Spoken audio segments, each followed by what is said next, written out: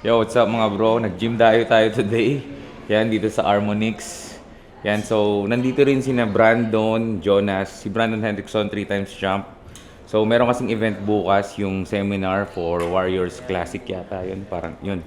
So doon magbibigay ng insight, pati tips yung mga pros natin, pati mga judges about sa federation, about sa bodybuilding.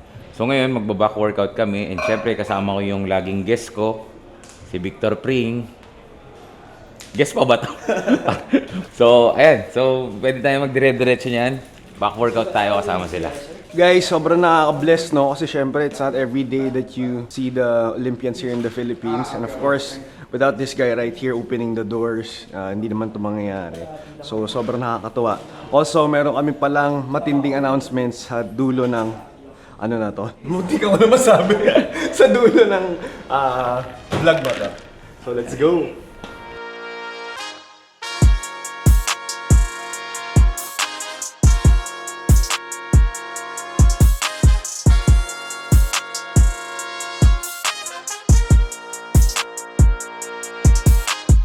Ayan, galing na kay Jonas.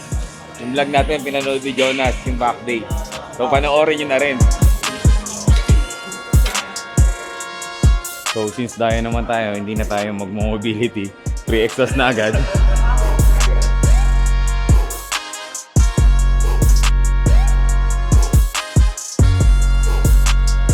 Ito, tingnan nyo yung mechanics nitong bro. Itong lat pull down machine na to, di ba? So, pagbaba mo, hindi siya mapupunta sa likod. Kita mo, fully vertical siya, movement. Ayan pababa, ayan Check mo yung movement. So ito yung mechanics na hinahanap natin sa lat pull down. Hindi yung paganon. Which is, ito yung advantage na may mga machine na ganito. Sasabay na yung katawan mo. Ito yung sinasabi ko, ayan. 'Di ba? So hindi ka na mahihirapan i-position yung katawan mo. So, hahatakin mo na lang. Hatak na lang. Tapos pababa na siya. Kasi yung yung handle niya mismo yung magda-drive ng elbow mo eh. Ayan, if hirap kayo mag-lat pull down, check nyo yung mga machine na may ganito. I-try nyo. Kaya makikita nyo yung movement mga bro, naka-pin down lang yung shoulder all the time. So ang pinaka-movement mo sa upper arm lang. Kasi nandun lang naman yung attachment eh. Pag sure-nagap mo yan, automatic mag-overcompensate yung traps. Ito yung walang kamatayan traps ni Ate Abby yan. Ang kapal. Ito si Jonas mga bro, switch na siya ng classic. Kasi masyado na siyang malakas sa men's physique eh. Kaya kailangan niya na mag-jump sa classic.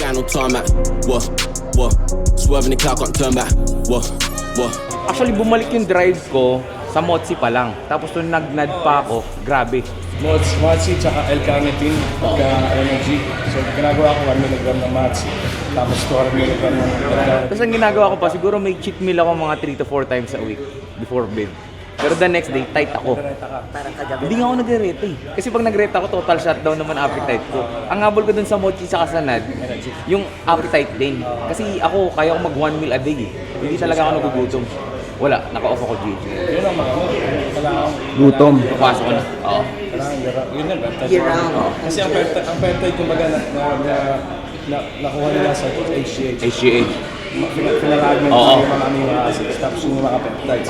Pero lahat yun, human growth hormone. Pero would you suggest na mag-fragmented, like for example, instead of the normal pharma grade na HCH, mag-CJC ka na lang, mag-IPA, mag-TESA? Kumbaga ang king pa rin talaga HGH. Yeah, the pharma grade. CJC tsaka IPA would be like the closest. Yeah. Kasi it signals the same thing sa katawan. HGH pa rin talaga. Iba, tsaka iba. Day 3, alam mo na eh. HGH test yung kailangan. Game, whoa, whoa. Squirting the sky, no tarmac, whoa, whoa. Swerving the car, can't turn back. Hey, look, with the foot down, just burn that. Whoa, whoa. On the road, skirt, skirt, see me go. Surf on the road, skirt, skirt, see me go. Surf on the road, skirt, skirt, see me go. Squirt, squirt, squirt, squirt, squirt. Surf on the road, skirt, skirt, see me go. Surf on the road, skirt, skirt, see me go. Kung nakalimutan ni Jonas na operahan tayo. Actually, magbababa nga sana ako ng plato kaso nga lang, nahiya ako kay Jonas eh, syempre.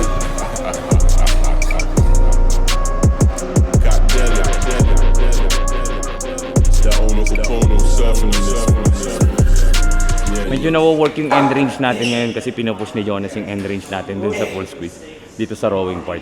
So hindi pa talaga ako sumasagad ng full range kasi nga for sure magbabalsaba ako dun eh. Mag-heavy bracing ako dun.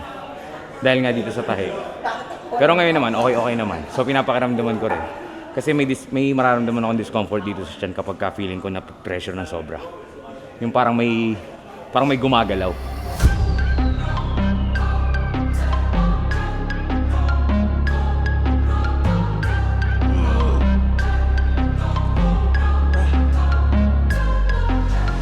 Well, first we'd like to congratulate you. Yeah? Thank you, bro.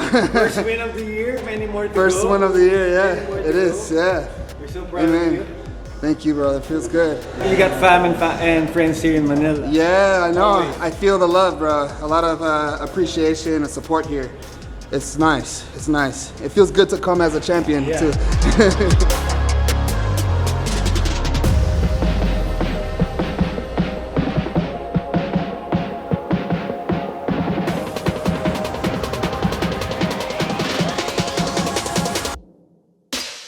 Doon bumalik yung drive ko eh. Sa NAD? Motsi tsaka NAD. Kasi nung after surgery, tamad talaga ako bro. Kasi nga hindi rin ako makapwersa, hindi ko maramdaman yung pump. Eh nung nag-motsi ako ng morning. Motsi actually pang parang... Motsi morning, hindi pa ako nag-workout, napapump na ako. Ganun talaga siya bro, pumuno. Ano lang ako, 5 a week lang ako. 2.5 twice a week lang. Hindi ko siya dini-daily. Kasi kami bro, minumulat na namin yung mga athlete ngayon sa peptides kaysa mag-jump agad sa peds. May mas maganda rin eh. Kasi nga signaling lang, hindi naman override. Like yung sinabi namin before, overriding na kasi yung gears eh. Diba? Tapos yung iba hindi naman magko-compete, napafuck up lang yung hormones nila. Yeah. Pero ito, coach, matagal bagong argument to eh. Once ang natural athlete gumamit ng pet. Ay, depende. Ang usapan niya depende sa federation if i-allow nila eh. Yeah. Okay. Ako consider ko yun natural Nati pa pa din. rin. Kasi signaling lang naman siya eh. Kasi tsaka pre-existing sa katawan na yun eh. Kumbaga, Naturally occurring kumbaga siya eh. bina-breakdown lang kung anong kailangan Saka natin. hindi naman na-harm yung test, hindi naman nagalaw. Yun nga.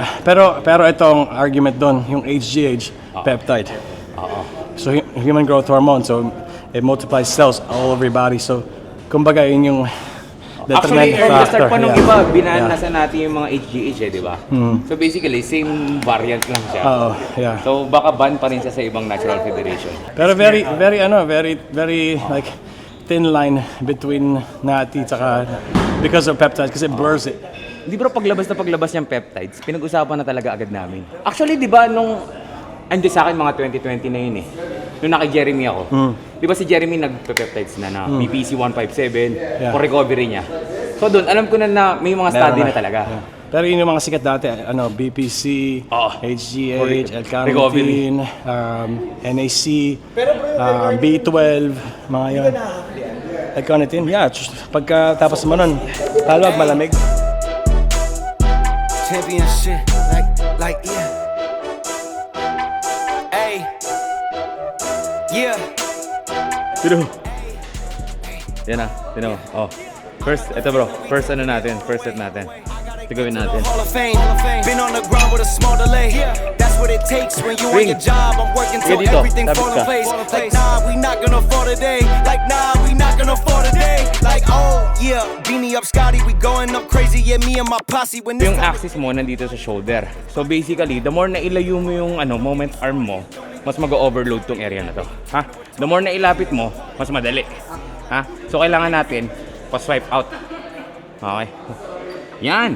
Tapos slightly bend mo to para hindi mag-rotate yung arms mo. Yan. There you go. There you go, sago. Let's go. Oh, anong excuses nyo? Ayan si Ate Abby, oh. Yung shoulder nagmumura. Let's go. Let's go.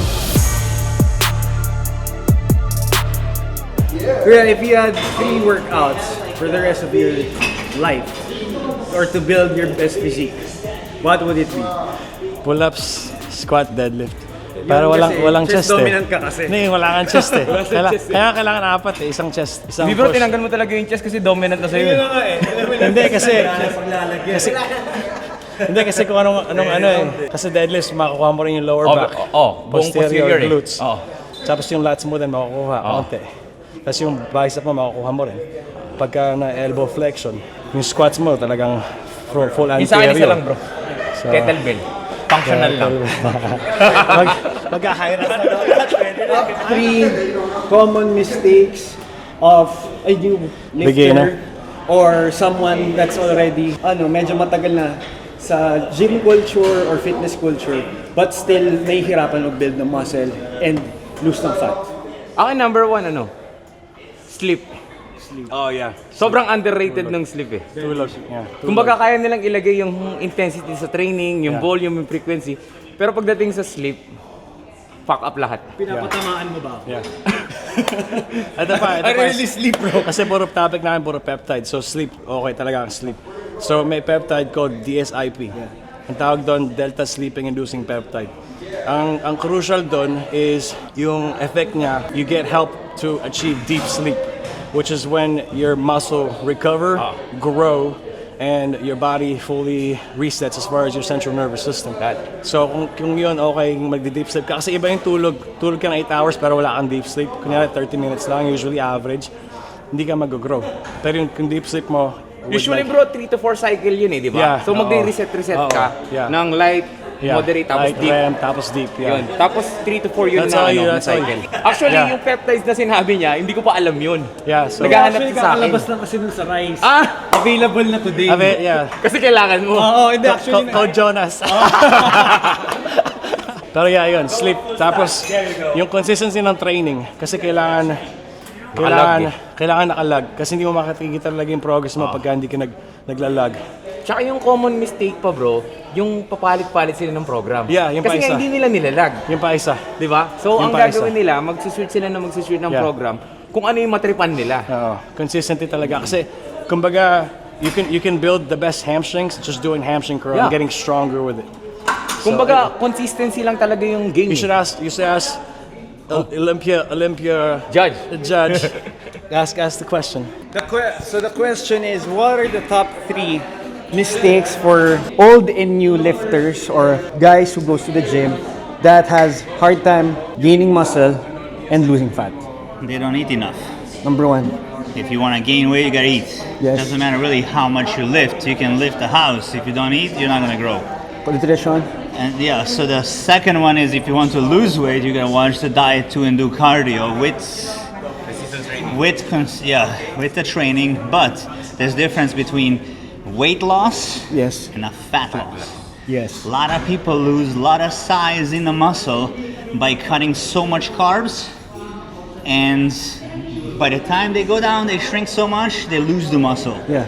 So the key is to still have the healthy diet, good amount of carbs. Carbs is our friend. Yes. So everybody's afraid of carbs. If you do healthy carbs, clean carbs, keep it to cardio and lose weight by working, not dieting, you will preserve so much muscle that when you lose everything, all the fat, you're still gonna have the size. Perfect. And those are the 2 biggest mistakes going down and up. And then third one was sleep. Sleep. Yeah. Oh, you need sleep. Big, yes. Since you are, Definitely. you sleep, have yeah. eyes who can see champions when you see it. What separates a good physique and an Olympian physique? Well, the balance, symmetry, depending on what division you're in, size, Yeah. how you present yourself on a stage. Because top 15 Olympians, they're all great. Yeah. And it defines them just how they tune in, Yes. how they get, that fine tune for the show. Yes. That's what makes a difference. But you gotta have it all. You gotta have the symmetry, conditioning, size, right, proper size Yeah. for the division, and genetics. Genetics. So it's good that you already said size, symmetry, genetics, condition. But if someone who just won, let's say, my IFBB Pro card and my ticket to Olympia first time, what is your number 1 advice to them? If Work it's my hard. first time. Work hard and don't chase the pro card. Chase how you look, how you feel, how you experience Yeah. whole prep, pretty much whole fitness lifestyle. Yes. And then you're gonna live happy. If you just chase the pro card or to get to the Olympia, I don't think you're gonna have a. It's gonna be fun. Oh, it's not gonna be definitely Yeah. fun. So it's more improving yourself day by day, and not worry about others how they look, but you're improving yourself. Yes. And compete against yourself only. Yes. And I believe that everybody can make it to the Olympia.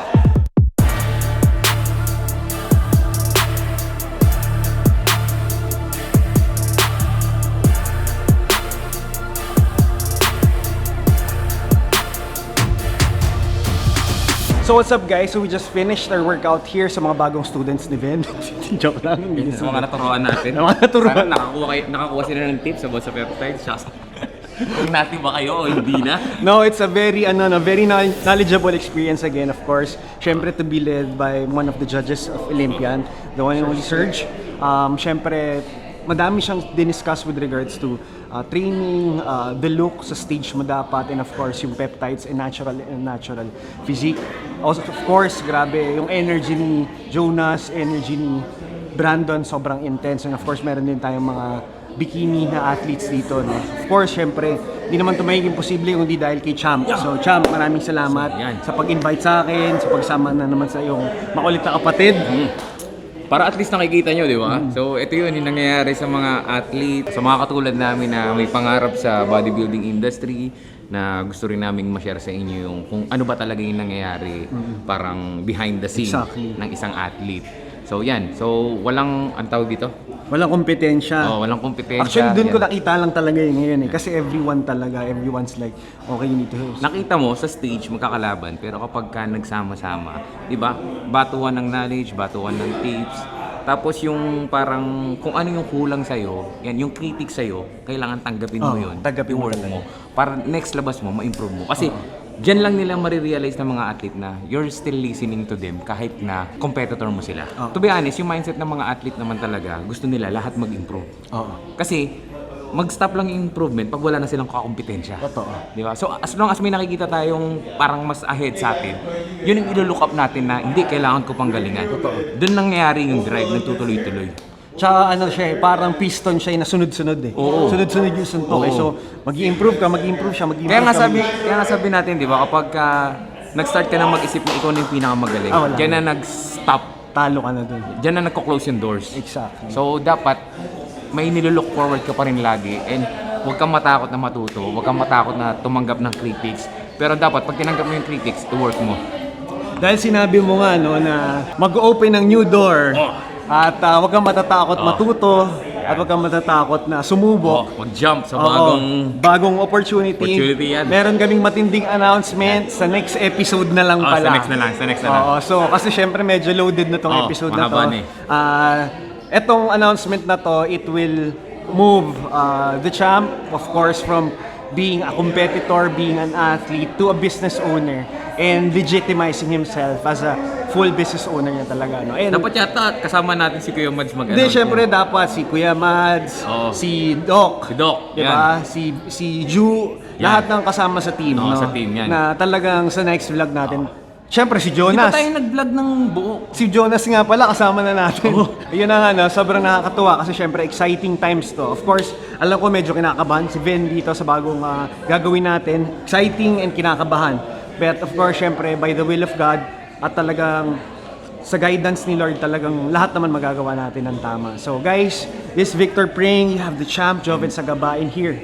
And this is IFBB Pro Jovet. IFBB Pro Bye-bye. Joven Sagabain. God bless. Take care. Peace.